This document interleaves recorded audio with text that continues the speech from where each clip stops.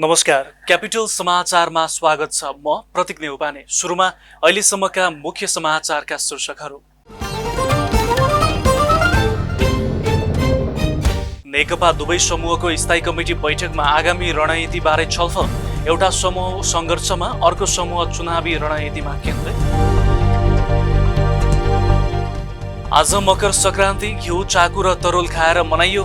Corona virus महामारीका कारण उल्लासपूर्ण बन्न सकेन, मेलाहरू प्रभावित। पछिल्लो 24 घण्टामा देशभर थप 403 जनामा कोरोना भाइरसको संक्रमण पुष्टि। 405 जना संक्रमित हुँदा थप 6 जनाको मृत्यु। इथियोपियामा जारी हिंसाका कारण गत हप्ता मात्र 80 जनाको मृत्यु। गत डिसेम्बर यता मात्रै विद्रोहीको आक्रमणमा परेर 277 जनाले ज्यान गुमाए।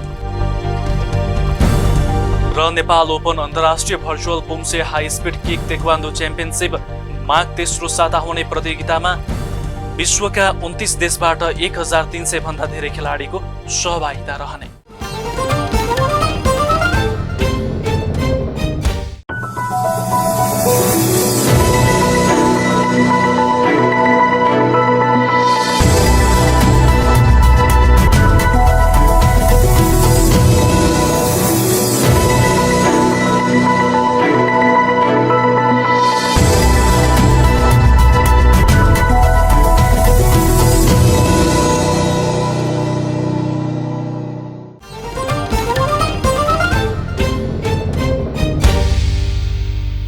क्यापिटल समाचार अब विस्तारमा।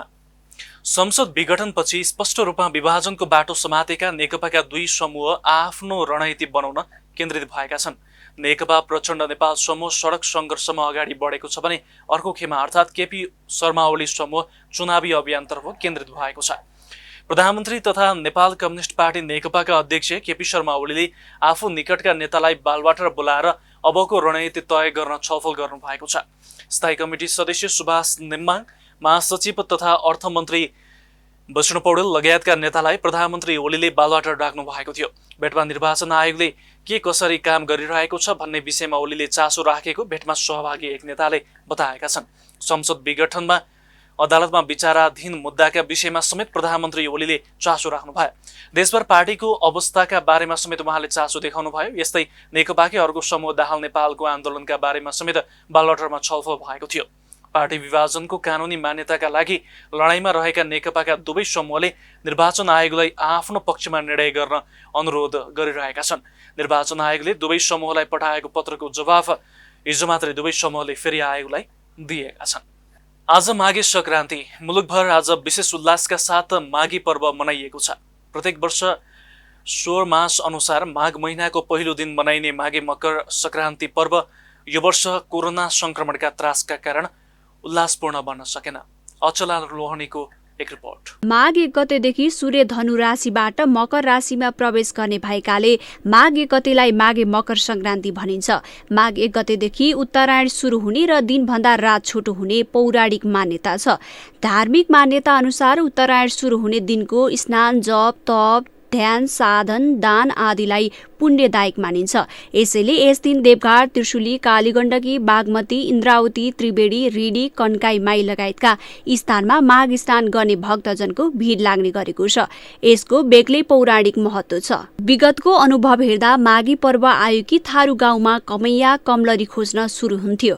विशेष गरी पश्चिमी तराईका हरेक थारू गाउँमा माघीसँगै जमिनदार र मालिकको लस्कर लाग्ने र 1 वर्षका लागि कमैया, कमलरी राख्ने र त्यसका लागि कसरी फकाउने भन्ने तयारी सुरु हुन्थ्यो।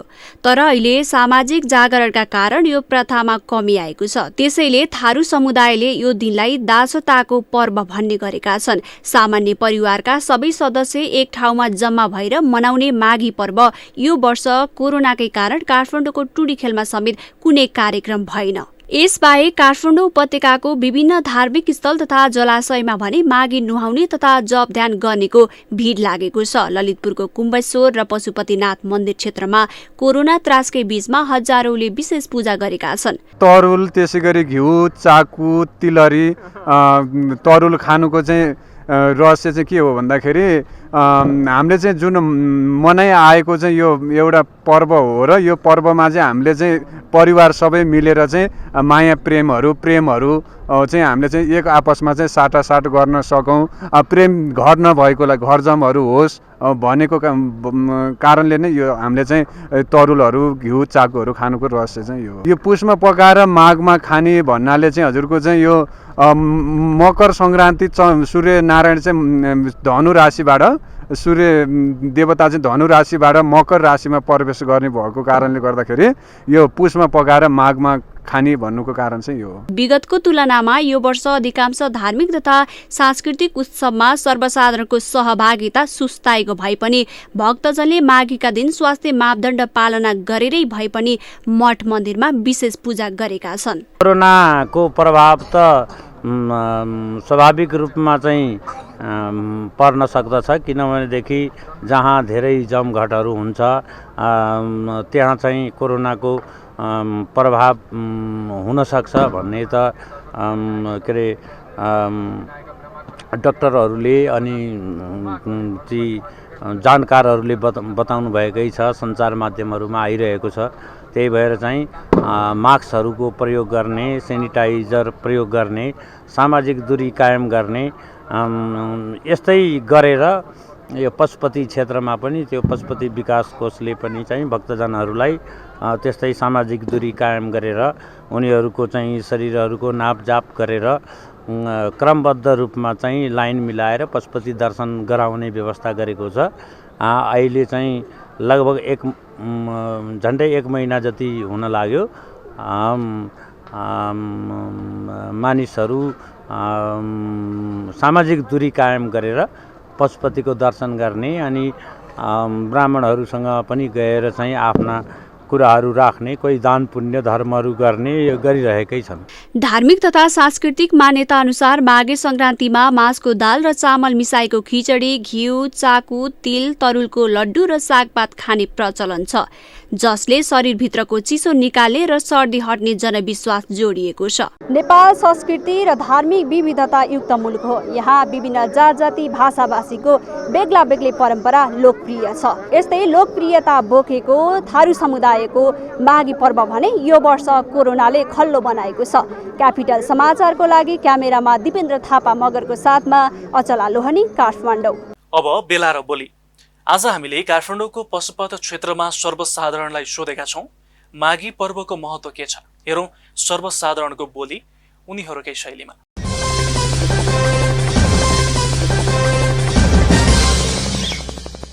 खास गरेर माघी भनेको पौष महिनामा भगवान श्री सूर्यनारायण धनु राशिमा भ्रमण गर्नुहुन्छ अनि माघ लागेपछि चाहिँ मकर राशिमा सूर्यनारायण प्रवेश गर्ने भएको हुनाले यसलाई चाहिँ माघी भनेको। मकरस्ते रभौ माघे माघे पाप विनाशनम भन्छ। स्कन्द पुराणमा यो वर्णन गरिएको छ कि मकरस्ते रभौ माघे माघे पाप विनाशनम, स्नाने पाप विनाशनम। मकर राशिमा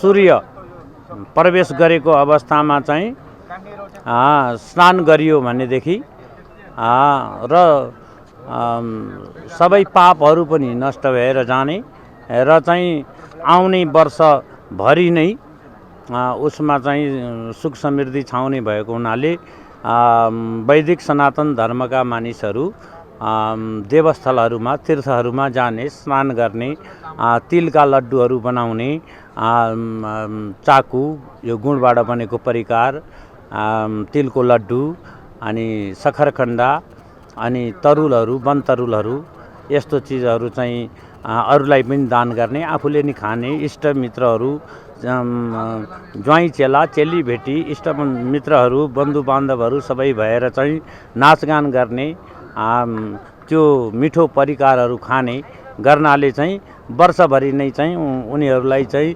समृद्धिहरू प्राप्त गर्ने, खुसियालीहरू हुने, शरीरमा पनि आरोग्य हुने, निरोग रहने यस्तो भएको हुनाले चाहिँ यो माघे सङ्क्रान्ति चाहिँ पर्व माघी पर्व मनाइएको हो। माघ महिनामा सूर्यनारायण उत्तरायणमा जाने भएको हुनाले माघे पर्व चाहिँ चाडबाडको चाहिँ नि सम्पूर्ण अब भगवान् माधव नारायणको चाहिँ पूजा हुने भएको हुनाले अनि माघ महिना चाहिँ विशेष महत्त्व छ। यसमा चाहिँ देवघाट मुक्ति क्षेत्र आदि इत्यादि हरिद्वार पशुपति ठाउँ ठाउँमा मठ मन्दिरहरूमा विवाह वर्तमान आदि इत्यादिका कर्महरू पनि हुन्छ। अनि माघ महिनामा चाहिँ नि मकर सङ्क्रान्ति भनिन्छ। मकर सङ्क्रान्तिमा स्नान कर्महरू गर्ने, देवताको पूजा गर्ने, पितृको तर्पण आदि इत्यादि गर्दाखेरिमा सम्पूर्ण इच्छा सिद्धि मनोवांछित फलहरू मिल्ने काम गर्छ। अनि माघ महिनामा विशेष गरेर माधव भगवानको पूजा इत्यादि भएको हुनाले माघ महिनालाई विशेष मानिन्छ। बिहानदेखि दर्शनहरू नुहाइ धुवाइ गरेर पशुपतिमा पूजाआजा गर्नको लागि दर्शन भारत नेपालदेखि भारत लगायत विश्वको सम्पूर्ण देशबाट हिन्दू धर्मावलम्बीहरूको पशुपतिमा हरेक वर्ष घुइँचो लाग्ने गर्छ। यस वर्ष कोरोनाले गर्दा मान्छेको भिड अलिक कम भएको छ। यो माघे सङ्क्रान्ति भनेको चाहिँ विशेष गरी यो जोगीको पर्वको रूपमा पनि लिन्छ। यो पर्वमा चाहिँ विशेष गरी तपाईँको चाहिँ व्रतबन्धहरू गर्ने, त्यसै गरी व्रतबन्ध गर्ने बटुकहरूले भिक्षाहरू माग्ने अनि उक्त भिक्षा मागेको भिक्षाहरू चाहिँ ब्राह्मणहरूलाई दान गर्ने भएको कारणले गर्दाखेरि नै यो माघे सङ्क्रान्ति चाहिँ मनाउँदै आएको हो। विशेष गरी यो माघे सङ्क्रान्ति जोगी सन्यासीहरू नागा बाबाहरू सम्पूर्णले चाहिँ विशेष गरी मान्ने गर्दछन्।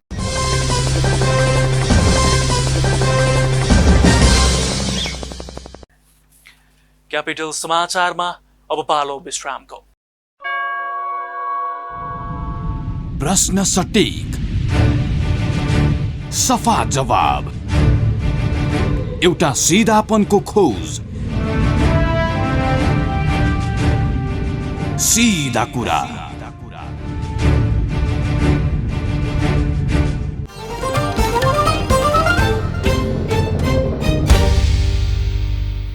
विश्रामपछि क्यापिटल समाचारमा स्वागत छ। अब बाँकी समाचार। नेकपा प्रचण्ड नेपाल पक्षका अध्यक्ष माधव कुमार नेपालले देशको आर्थिक विकासका लागि प्राथमिकताका क्षेत्रहरू तोक्नुपर्ने आवश्यकता रहेको बताउनु भएको छ। बिहिबार काठमाडौँमा आयोजित एक कार्यक्रममा बोल्दै अध्यक्ष नेपालले देशको आर्थिक विकासका निम्ति प्राथमिकताको क्षेत्रहरू किटान गरेर अघि बढ्नुपर्ने बताउनु भएको हो। अध्यक्ष नेपालले देश कस्तो बनाउने भन्ने कुरा सरकारले चाहेर मात्रै नहुने भन्दै सिंहको प्रणाली नै परिवर्तन गर्नुपर्ने धारणा राख्नु भएको छ। प्रणाली बनाउने कुरामा सरकारको भूमिका हुने भए पनि सरकार गम्भीर नभएको उहाँको आरोप छ। उहाँले आयात प्रतिस्थापन गर्ने वस्तुहरूलाई विशेष प्राथमिकता दिनुपर्ने भनाइराख्नुभयो। विदेशबाट फर्किएका मानिसहरूको सिप, अनुभव, ज्ञान तथा पुँजी नेपालमै प्रयोग गर्नुपर्ने उहाँले बताउनु भएको छ। पछिल्लो 24 घण्टामा मुलुकभर कोरोना संक्रमणका कारण 6 जनाको मृत्यु भएको छ। यससँगै कोरोनाका कारण मृत्यु हुनेको संख्या नेपालमा 1943 पुगेको छ। स्वास्थ्य तथा जनसङ्ख्या मन्त्रालयका अनुसार पछिल्लो 24 घण्टामा 5032 जनाको PCR परीक्षण गरिएका मध्ये 403 जनाको नतिजा पोजिटिभ आएको छ। नेपालमा बिहिबारसम्म जम्मा संक्रमितको संख्या 2,66,546 जना पुगेको छ। त्यस्तै पछिल्लो 24 घण्टामा 405 जना निको भएका छन्। यससँगै देशमा कोरोना मुक्त हुनेको संख्या 2,60,177 पुगेको छ। हालसम्म क्वारेन्टिनमा 231 जना छन् भने 4,426 जना आइसोलेसनमा रहेको मन्त्रालयले जनाएको छ। कमल पोखरी पुनर्निर्माणमा विरोध भएपछि काठमाडौँ महानगरपालिकाले स्थानीय सभाको छलफलमै पोखरीको संरचना निर्माण गर्ने भएको छ। कृत्रिम संरचना तथा ढुङ्गा र कंक्रिटको प्रयोग भएको भन्दै स्थानीयको जनगुनासो आएसँगै महानगरपालिकाले छलफल थाल्ने भएको हो। कमल पोखरीको पुनर्निर्माण भइरहेको अवस्थामा पोखरीको ऐतिहासिक तथा पुरातात्विक महत्त्वलाई माझ्दै ढुङ्गा तथा सिमेन्टको प्रयोग गरिएको जनगुनासो बढेको छ। तर काठमाडौँ महानगरपालिकाले स्थानीय सङ्घको छलफल अनुरूपको पूर्व निर्धारित डिजाइनले नै निर्माण कार्य अघि बढाइरहेको भन्दै कमल पोखरीको ऐतिहासिकतालाई जोगाउन महानगर गम्भीर भएको बताएको हो। कमल पोखरीमा हरेक वर्ष छठ पर्वको दिन छठ पूजा गरिँदै आएको छ। छठ पूजा गर्न मण्डप निर्माण गर्ने स्थानीय सङ्घकै सहमति अनुरूप निर्माण गर्दा पोखरीको चारैतर्फ घाट निर्माण गर्दा केही ढुङ्गा र सिमेन्ट प्रयोग गर्नु परेको महानगरपालिका शहरी योजना आयोगका उपाध्यक्ष सरोज बस्नेतले बताउनु भयो। अन्यथा ढुङ्गा सिमेन्टको प्रयोग नभएको उहाँको भनाइ छ। खाली जमिन तथा पैदल हिँड्ने ठाउँमा सिमेन्ट प्रयोग नगरिएको उहाँको दाबी छ। विगत 7-8 वर्षदेखि त्यहाँ यो उसको समयमा छठको समयमा छठ पूजा पनि हुने गरेको रहेछ। त्यसलाई पनि निरन्तरता दिनुपर्छ भन्ने खालको सुझावहरू पनि आयो र स्थानीय बासिन्दाहरूको पनि के सुझाव आयो भन्दाखेरि उहाँहरूले यो कमल पोखरीको पश्चिम साइडतिर घाट बनाउनु भएको थियो हामीले चाहिँ पश्चिम र पूर्व साइडमा 2टा घाट राख्ने हाम्रो डिजाइन थियो ओरिजिनल। तर त्यसमा उहाँहरूले के भन्नुभयो भने होइन यो चारैतिर नै घाट रहनुपर्छ भन्ने किसिमको कुराहरू पनि आयो। त्यसलाई पनि हामीले रहेर घाट बनाउने हो भने हामीले माथि जुन ढुङ्गा राख्छौँ त्यो ढुङ्गाहरू चाहिँ यति मोटो ढुङ्गाहरू करिब करिब झन्डै 3 देखि 4 इन्चको मोटो ढुङ्गा जुन पेटीमा अक्सर मन्दिरहरूतिर राखिन्छ त्यस्ता ढुङ्गाहरू राखेर त्यो ढुङ्गाहरूको बीचबाट चाहिँ पानी तल जाओस्। पोखरीमा आकाशे पानी जम्मा गरेर पठाइने उहाँले बताउनुभयो। पानीलाई जमेर बस्न नदिने गरी पोखरीमा पानी भित्रिने तथा बाहिरिने व्यवस्था पनि गरिने र पोखरीको पानीलाई गुणस्तरीय बनाउने प्रविधि पनि अपनाइने उपाध्यक्ष बस्नेतले बताउनु भएको छ।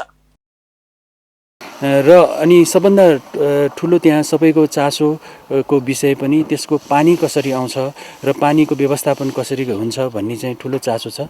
र विगतमा पनि के हुँदै आइरहेको थियो भन्दाखेरि त्यहाँ यो आकाशबाट जुन पानी पर्छ त्यही पानीलाई नै एउटा च्यानलको माध्यमबाट त्यहाँ पठाइएको अवस्था छ र त्यसको आउटलेट पनि भएको अवस्था छ।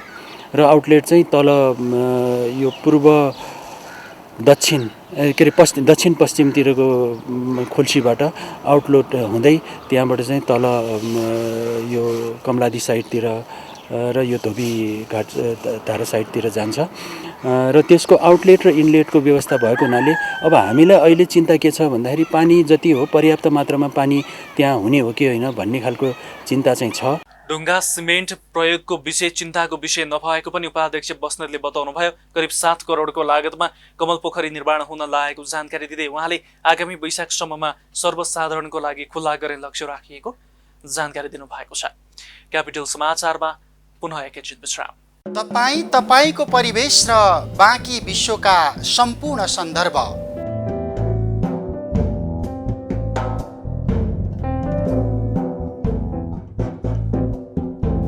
मानव सभ्यताका विविध आयाम साथमा रोचक विश्व अनि विज्ञान र प्रविधिको चर्चा। कार्यक्रम गोलार्ध।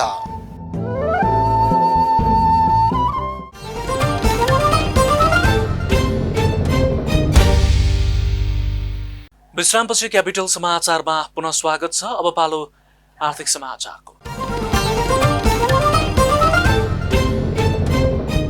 नेपाली बजारमा बिहिबार सुनको मूल्य 800 रुपियाँले सस्तिएको छ।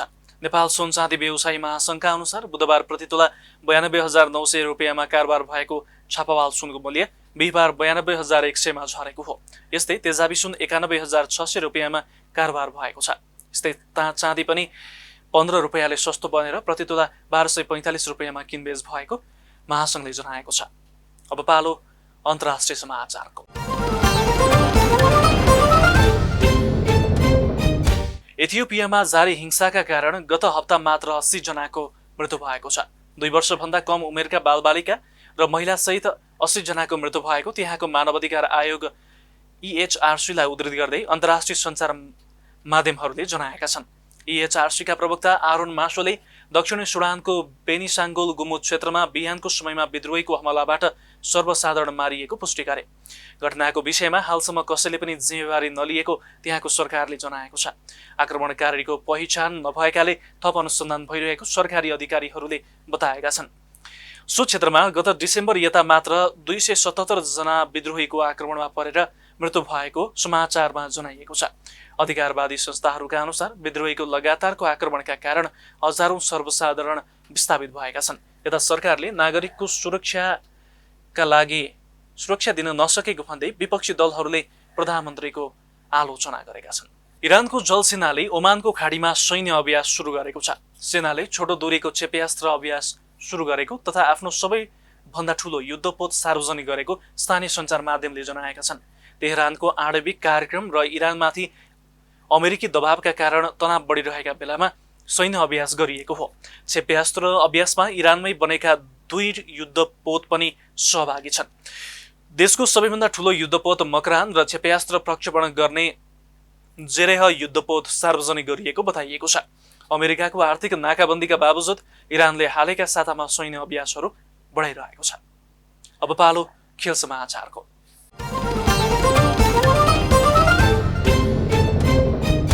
नेपाल ओपन अन्तर्राष्ट्रिय virtual poomsae high speed kick taekwondo championship माघ दोस्रो साता काठमाडौँमा हुने भएको छ। Koteshwar taekwondo dojang, Siuchatar taekwondo dojang, Mulpani taekwondo dojang, Bal Gitanjali school, morning glory र काभ्रेस्थली तेक्वान्दो डोजाङको संयुक्त आयोजनामा हुन लागेको यो प्रतियोगितामा विश्वका 29 देशबाट 1300 भन्दा धेरै खेलाडी सहभागी हुने प्रतियोगिताका संयोजक एवं तेक्वान्दो मुख्य प्रशिक्षक नवीन कुमार श्रेष्ठले जानकारी दिनुभयो। हाई स्पिड किक च्याम्पियनसिप प्रतियोगिता नेपालमै पहिलो पटक हुन लागेको हो। कोरोना भाइरसको महामारीका कारण घरमै बस्न बाध्य भएका खेलाडीलाई लक्षित गरेर प्रतियोगिता भर्चुअल रूपमा गर्न लागि हो। प्रतियोगितामा पुम्सेतर्फ 60 र हाई स्पिड किकमा 30 गरी जम्मा 90 इभेन्टमा प्रतिस्पर्धा हुने आयोजकले जानकारी दिएको छ। तेक्वान्दोको पुम्सेमा पुरुष महिलाको किड्समा 5-5, पिभीमा 5-5, सब जुनियरमा 5-5, क्याडेटमा 5-5, सिनियरमा 1-1, अन्डर 40मा 1-1, अन्डर 50मा 1-1 र 60 वर्षभन्दा माथिमा 1-1 गरी जम्मा 60 विधामा स्पर्धा हुनेछ। ती देशका विभिन्न हिंसा पीडित तथा शरणार्थी खेलाडीलाई निःशुल्क प्रवेश गराइने आयोजकले जानकारी दिएको छ। यो सँगै हामी क्यापिटल समाचारको अन्त्यमा छौं। अन्त्यमा मुख्य समाचारका शीर्षकहरू फेरि एकपटक। नेकपा दुवै समूहको स्थायी कमिटी बैठकमा आगामी रणनीतिबारे छलफल। एउटा समूह सङ्घर्षमा, अर्को समूह चुनावी रणनीतिमा केन्द्रित। आज मकर संक्रान्ति घिउ, चाकु र तरुल खाएर मनाइयो। कोरोना भाइरस महामारीका कारण उल्लासपूर्ण बन्न सकेन, मेलाहरू प्रभावित। पछिल्लो 24 घण्टामा देशभर थप 403 जनामा कोरोना भाइरसको संक्रमण पुष्टि। 405 जना संक्रमित हुँदा थप 6 जनाको मृत्यु। इथियोपियामा जारी हिंसाका कारण गत हप्ता मात्र 80 जनाको मृत्यु। गत डिसेम्बर यता मात्रै विद्रोहीको आक्रमणमा परेर 277 जनाले ज्यान गुमाए। र नेपाल ओपन अन्तर्राष्ट्रिय virtual poomsae high speed kick taekwondo championship माघ तेस्रो साता हुने प्रतियोगितामा विश्वका 29 देशबाट 1300 भन्दा धेरै खेलाडीको सहभागिता रहने। हवस् त, क्यापिटल समाचार अहिलेलाई सकियो। सूचना, मनोरञ्जन र ताजा समाचारका लागि क्यापिटल टिभी हेर्दै गर्नुहोला। नमस्कार।